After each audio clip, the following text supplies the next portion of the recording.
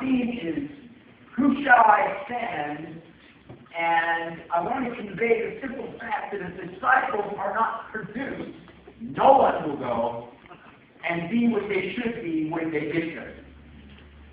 People can say, I will go, and when the chips are down, they will be what they are when they get there. Pastor Mitchell, we speak of him with admiration, and what is interesting is a statement that he made years ago, and that is, if we are going to do what he does, then we're going to have to be what he is.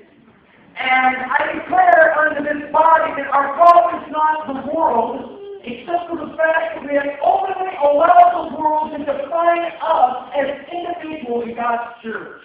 What I mean is that the world is presented to God's people a vision and a dream of its own, and regardless of how much Christian verbiage we use, or how much we have the fellowship banner waving as a flag above us, if we are not what our leaders are, we will not transfer into our numbers the spirit of these people to abandon it all for God. We are, as men of God, we must have some clear-cut understanding about the blessings and dangers of impartation. And I want to tell you something, you are imparting something, whether it is good or bad. As a young convert, I came into the church in Desert Hot Springs without any idea at all of what a leader is. I had absolutely no clue of what it meant to be in submission to anyone. I was in submission to my emotions. I was in submission to addiction. I was in submission to my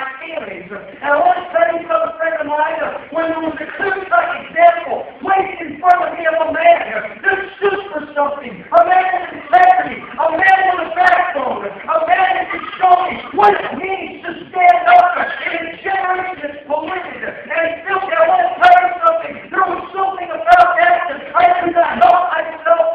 I could not stand it. I wanted to be like that man. I wanted to take up that mantle. I wanted to be like my master. And this generation, what we need more than anything are some men that will stand with integrity before the people and declare the precious gospel of Jesus Christ.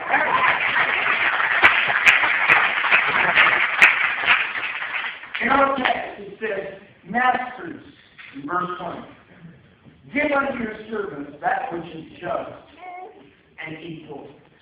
In the progression of the scripture given by Paul, and if there was a mistake made by the translationists as they divided up this letter unto chapters, when Paul goes into epistle from a Roman prison cell to the Colossian church, there was no chapter divisions, and what we read in chapter 3 flows right from chapter 4 into that chapter. Verse 3:18 begins to tell us, wives, submit unto your own husbands as fit unto the Lord. Husbands, love your wives, and be not bitter against them. It goes on, it talks about the progression of authority, and it speaks of how we are to operate within the confines of relationship, and it gives us family guidelines, and then he brings us to the topic of master. This word master that is used in the Greek is the word kurios. In the Strong's Concordance, it's number 2962.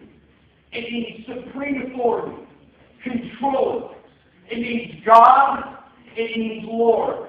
The masculine implication would be someone who is in possession of another person's livelihood or